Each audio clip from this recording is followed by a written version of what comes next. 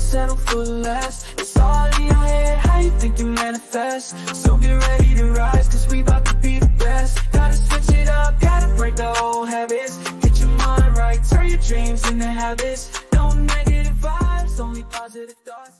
What is up, guys? Welcome to another episode of the Mindset Cafe podcast. It's your boy, Devin Gonzalez, and today we got Gonzalo Valdez with us. He is an entrepreneur. He is another highly driven individual that is working on himself as well. So he is on the personal development journey, and he has been on for a few years now. So, Gonzalo, thank you so much for taking the time, man. Hey, no problem, man. Thank you for having me on here. Of course, brother. Well, let's dive in a little bit. So how did you get started before the entrepreneur space, and how did you get started on the personal development journey? Well, it really wasn't until I went into business that I really wanted to be a better person, a better leader, and a just better father, better everything. So started listening to some podcasts, got into Andy Frisella, then I got into the RBO, and then it just went from there. Started listening to Okay, everybody else. nice. So what was that turning moment for you that you had that recognition or had that, enlightenment that you wanted to be a better leader and it was going to come through bettering yourself? Well, really listening to Trevor. Okay. You pretty much, how can I say it? You are your business. So if you're not good, your business isn't going to be good. So just being a better person, and that pretty much goes into business. No, definitely. And I agree with you. And it's one of those things where you have this ripple effect on your team, right? Right. So like if you start to try to better yourself, whether it's through mindset, whether it's through fitness, whether it's through nutrition or just personal development in general, the people around you start to see that and they don't want to be like less than, so then they start to try to work on it, and you'll start to have that ripple effect. I know Trevor started doing his run thing 1,000 days ago, or 1,000 something days ago now, and the RBO, it wasn't a running club in the beginning, and now like people join, like, man, I didn't realize this is like a running club, right? And that's not the intention, but it's one of those things where his outlet of working out is mainly through running, right? And Yeah. so other people started resonating with that, and all of a sudden he had an unintentional ripple effect on countless people now, right? So it's one of those things where sometimes you just find that ripple effect, or find that reason why you want to not only better yourself but try to become, like you said, a better leader. Yeah. Was there a moment when you were in business or something, you had like a mindset where, I mean, I know this happened to me, so that's why I'm asking, is like, all of a sudden in business, you think you're, let's say you're doing well, and all of a sudden you start hiring employees, or you have a team, and then you're like, man, am I good enough to be like, they're looking up to me, right? Did you have that one like light bulb moment where you're like, I need to learn more? Yeah, it's just knowing that some of my technicians are better than me. So how can I get better for them to get better? So it's really just toughening up your mindset. It's all about mindset at the end of the day. It's how can you transition your mind to the business.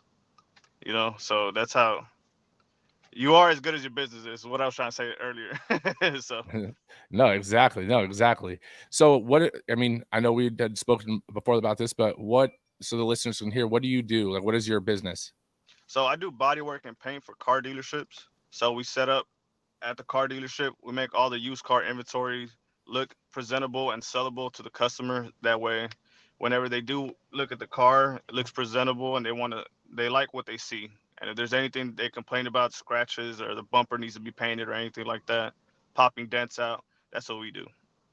I mean, so I do have to ask how you got started in that, because I mean, even in like the group that we're in and stuff, like you have people that have wrap shops, and they wrap the cars, or let's say they just paint the cars, but you decided to go with a niche that honestly I didn't even know that was a niche, which means that you have a very creative and outside the box thinking mind to decide, like, what, like used car dealerships like want to make cars, like, and so your business started around that. How did you get into that, or how did that idea come around? Well, I really was presented to my business partner like 8 years ago. So I met him. I had just got out of school called Lincoln Tech, which they teach you how to do body work and paint. Mhm. And after that, went to go work for a collision shop, and I ended up leaving the collision shop. And a friend of mine told me, he was a salesman at the dealership, and he told me my business partner needed somebody to help him out. So I started helping him out, and he was working for another company, but at that time, so I really started with him. He was at a dealership, so we just went from there. He trained me, and he really taught me everything I knew. And from there, we just ended up doing our own thing 4 years ago. So your business partner was working at a dealership, correct? Yes, sir. And then you came straight out of school. So neither of you had necessarily an entrepreneurial background. Did you guys have anyone in your family that was entrepreneurs that you guys had as mentors? Not at all.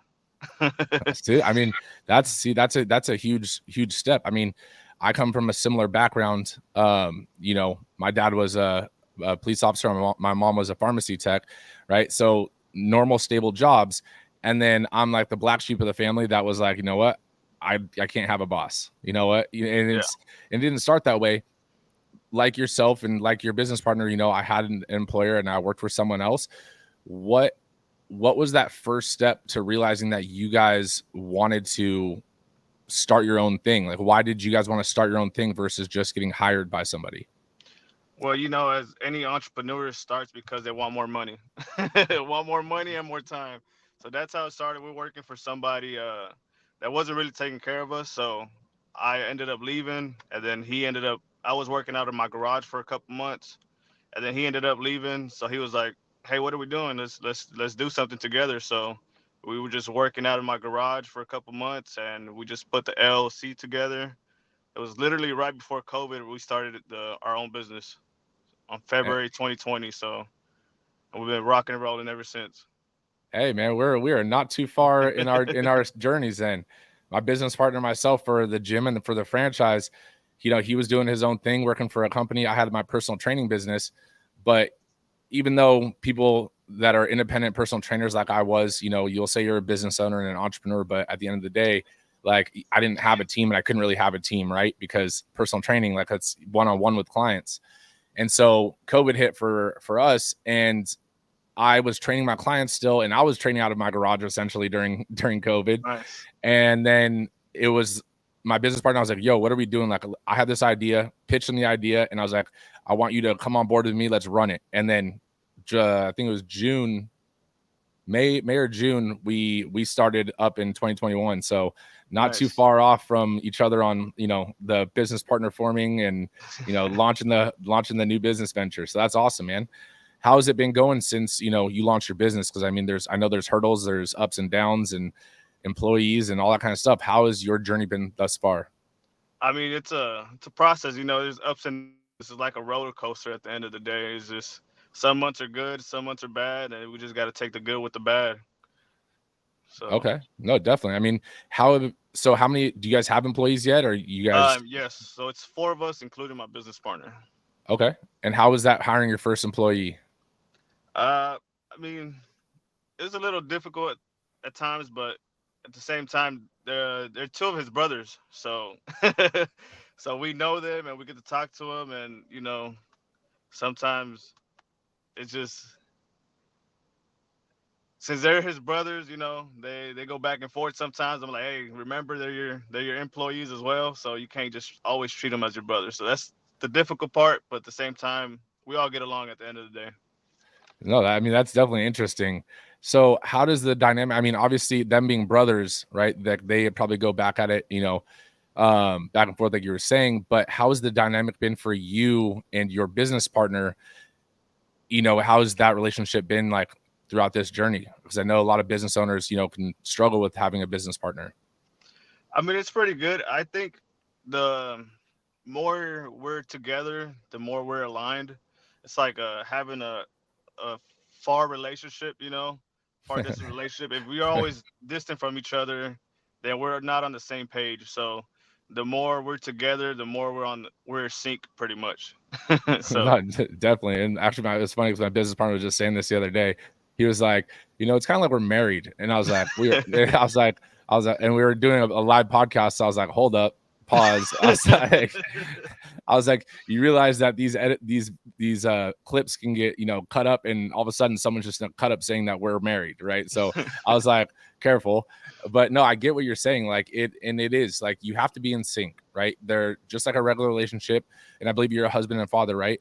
Yes, sir. Right. So even like, with your business partner, with your wife, right, there's that relationship, that communication that needs to be built. There's going to be good days, there's going to be bad days, but at the end of the day, communication is key.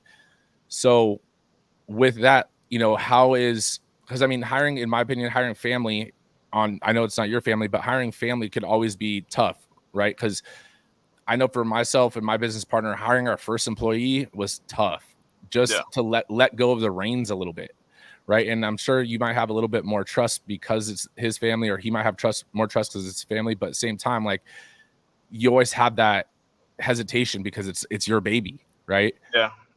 So how's that process been for you guys? I mean, it's just really just trying to let go, because if we're not at the dealerships and his brothers are there, sometimes management starts calling and, hey, where are you guys at? And sometimes we gotta let them know, hey, well, the guys are there. Just drop it off to them, they'll take care of it. So it's just trying to, like you said, let go of the reins. And I feel like that's one of the hardest things in the beginning too, is I know before we launched the franchise part, and when I was at the gym all the time, the members wanted to train with me or with my business partner. And now we have a team of, I think it's 6, not including me and my business partner. And it's like, at first, the members only wanted to ask us questions, right? Whether it was something with their account or whether it was, a supplement or whatever, they only want to talk to me and my business partner. And there's that transition period where you have to get, like for you, the dealerships used to seeing someone else besides the two of you, right? Yeah. Is that something that you guys are currently working on right now?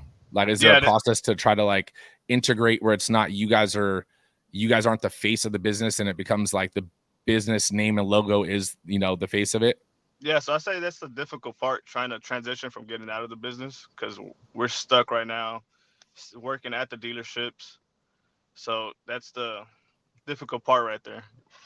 Oh, definitely. And I feel like that's at every level that it gets harder and harder, because you get higher in level, you guys expand, you guys get more employees. Then all of a sudden, someone wants to deal with you, and now there's a person in place for that, right? So there's always going to be those little rough patches. So how many kids do you have, before I ask the question? I have one daughter. Oh, okay. How old is she? 12. Oh, okay. I was gonna say, I thought we were gonna be close on that too, but I have one daughter, and she'll be 3 in January.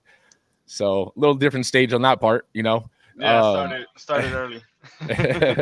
No, I meant stage in terms of like their attitudes and their, all that kind of stuff. Like right now, mine's going through, having big emotions and, being a daddy's girl and stuff. But from what I've heard, that 11 to 13 range, it starts to switch. Yeah, enjoy it right now while she's young. Later, So she's not gonna want to have you in the room. see, I mean, I'm not ready for that. But how has your relationship been at home? Like, have you been with your wife, throughout this whole process? How is she, how does she feel about the business and with you being an entrepreneur? Because being an entrepreneur is not just hard for us as the entrepreneurs, but it's also hard on the family as well. And that's something that a lot of entrepreneurs, when we talk about this, it's they haven't yet like really established it, or some people have established it and they realized it and they made the mistakes like I have, and then they fixed it up. So you being in business for a while now, and you having a family and a daughter that's 12, how's your family relationship? I mean, I'm pretty blessed to have a loving wife that actually pushes me to work harder, to keep going, and she's always been just pushing me to keep going even when I don't want to. So I've been with her for 15 years, so she's always kept pushing me and motivated me.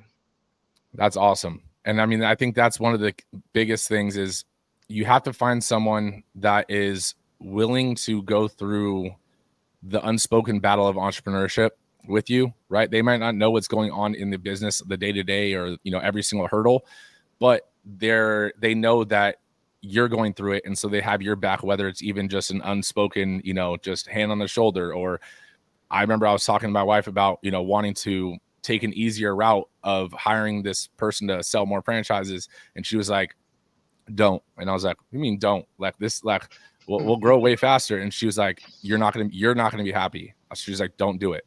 And I was like, how do you know? Like, what, that doesn't even make sense. Like, this is what I've been trying to do for the last, 10 months, 11 months at the time. And she's like, I'm just don't wait until at least one sale. And I was like, fine. And then after I had the one sale, and I was like, damn, she was right. Like, I put so much into this. I was just, I was basically just trying to, take the easy path and stuff. But at the same time, like, I knew like I would have regretted that later on. It's crazy sometimes how our spouses know that within us and can kind of check us back into gear, when needed. Right. Yeah. Into reality. They know it's better than ourselves sometimes. Oh, 100%. So how's your relationship with your daughter? I mean, obviously I know the age, but how's your relationship been through like this process with her, and your communication with her with working, because entrepreneur hours are very daunting. She understands now. She's a little bit older now, so she understands that I'm always going to be working, working weekends, working long days. So as long as she has her daddy and daughter dates, she's fine with uh, that. that's cool. So what do you guys do for like daddy and daughter dates? What does that entail? Like, give me some It's all advice on that. it's always random. She's at the age now she wants to go get her nails done and stuff like that. So or she wants to go out to go eat. She just wants to go eat. So uh, just little stuff like that. Just spending some time with them, even if it's just taking them to Target, just walking around with them. That's all they want. Is just some quality time. So And I feel like, I mean, did you do this in the beginning? Because I feel like this is when I hear about daddy daughter dates and stuff like that. Like, I mean, I have been trying to picture it and stuff, and you start creating these like elaborate days, right? And almost like if you were to take your wife out on a date for the first time when you guys were dating, did you do that in the beginning when you were overthinking it, and then you came to a realization that all she wants to do is spend time with you, even if it's just going to Target? yeah, I was raised by Mexican parents, so I thought, hey, as long as you're feeding them and keeping a roof over their head, that's all they need. But I never understood until my wife actually talked to me like, no, they actually want you to spend time with them. They want you to talk to them.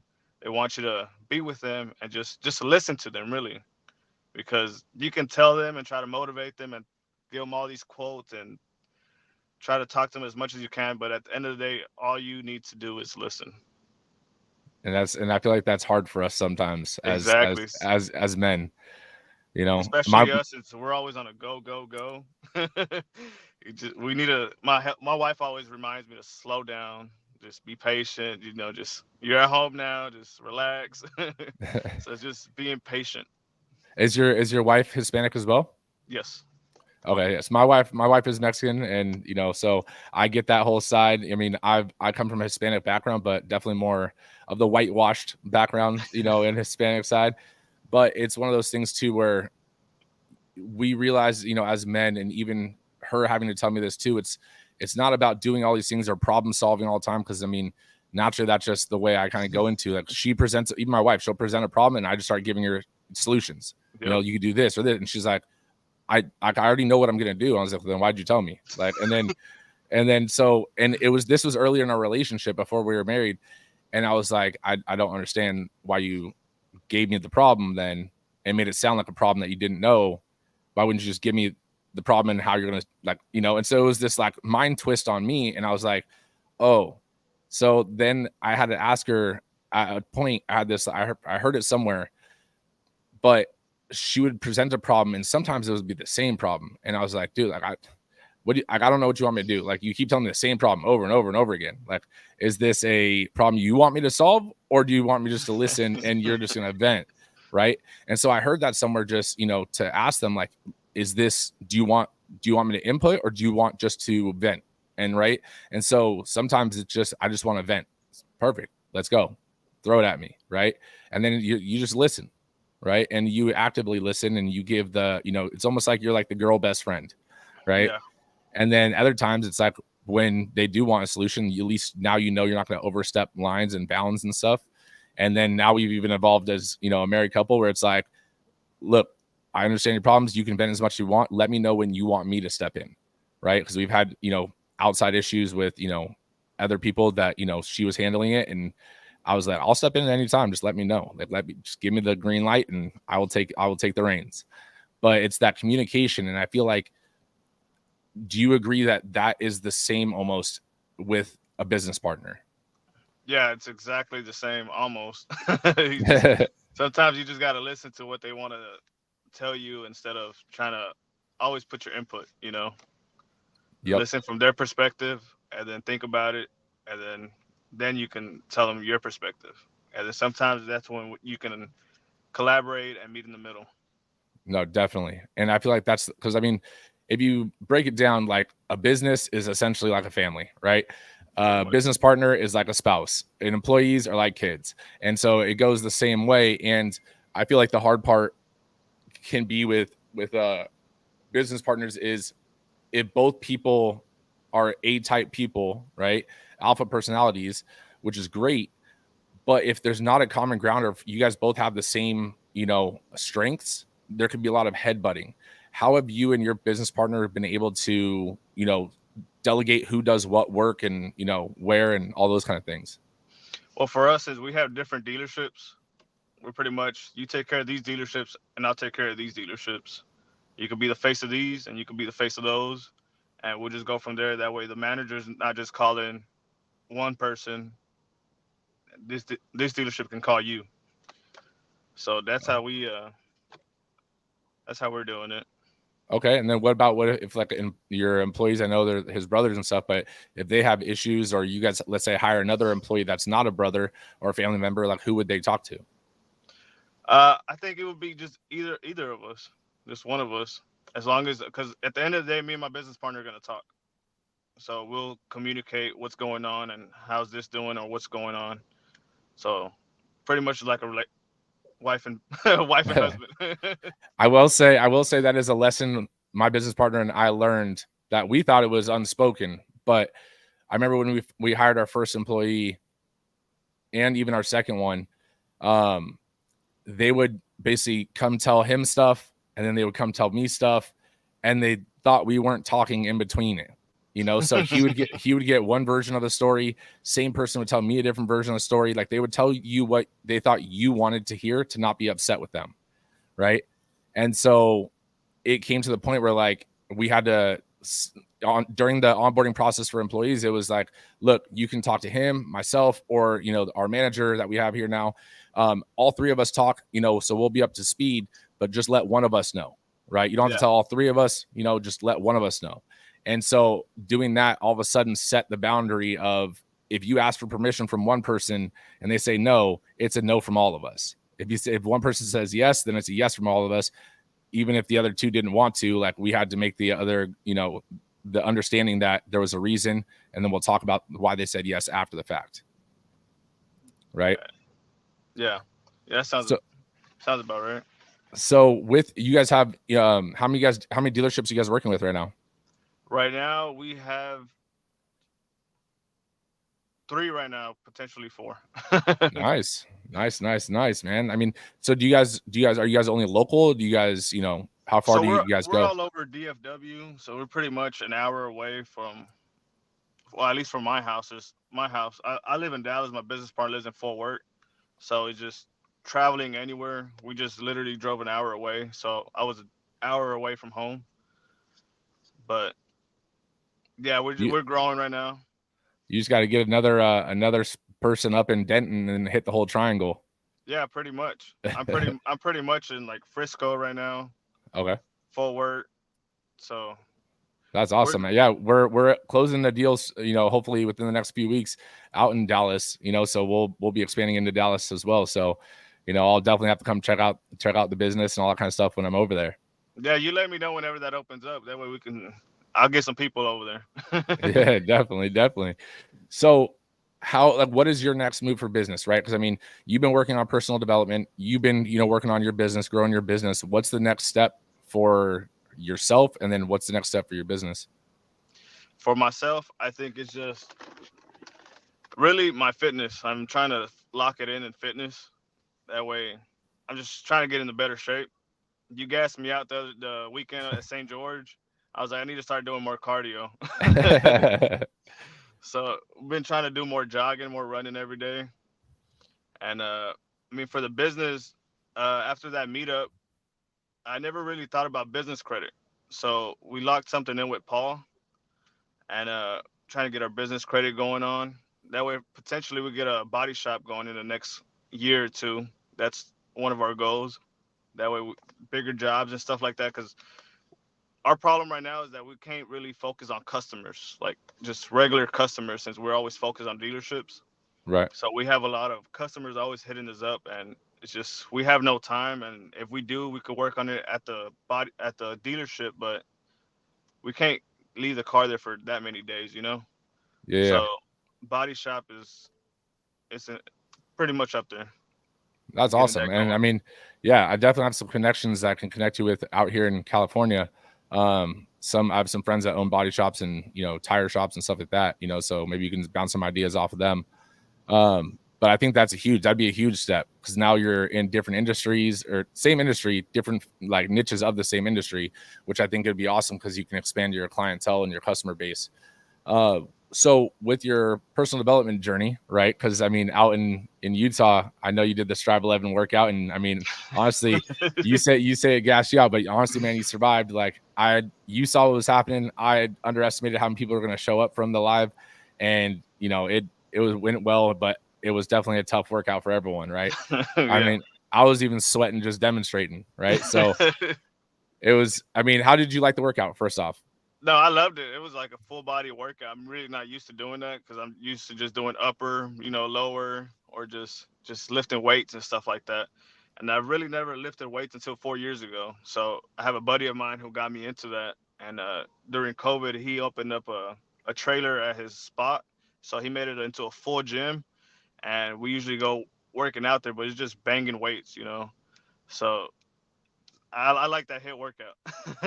That's awesome. I appreciate it. So what's with that personal development journey of yourself, like you're working on your fitness, right? You're working on your nutrition, all that kind of stuff like that. But what are you doing continuously to like improve yourself as a leader, as working on your mindset? What are you doing on a daily or on a weekly basis? Reading has helped me a lot. Just trying to at least do 10 pages a day.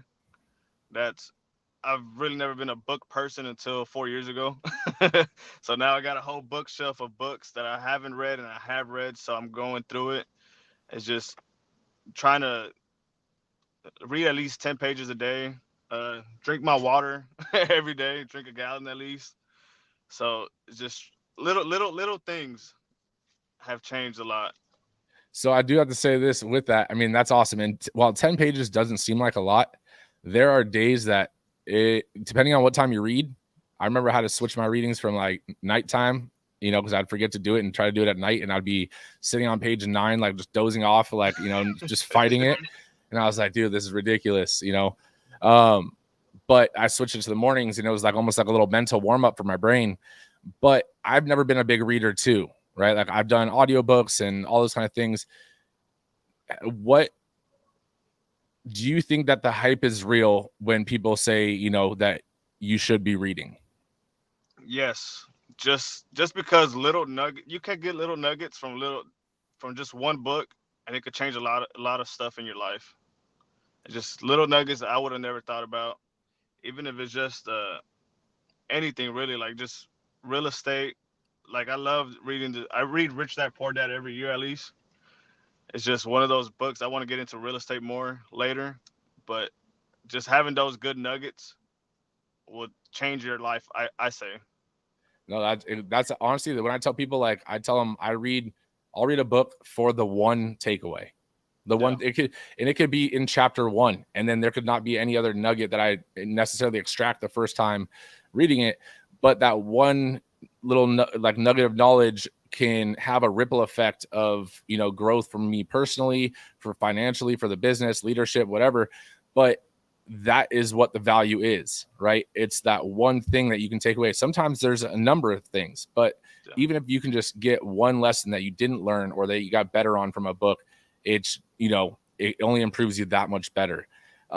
You mentioned Rich Dad Poor Dad. Have you read his other 2 books? I think it's the Cash Flow Quadrant, and I want to say it's like Guide to Investing or something like that. No, I actually have it in my bookshelf. I haven't read it yet. Okay. Yeah. So I read all three of those, and honestly, the other two are just as good as the first. So I do recommend, diving in on Nice. those. So before we start wrapping things up, I do got to ask a question. If you heard in some episodes before, you probably assume we're going to go on this.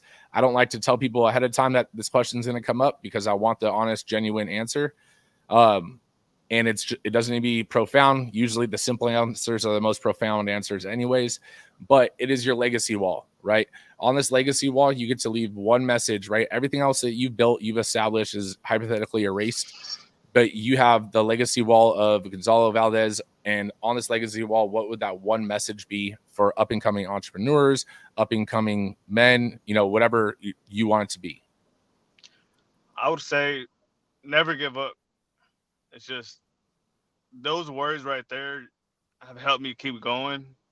And I know a lot of people who have started businesses and just gave up and started something else. But if maybe they would have never gave up, it could have turned it into something.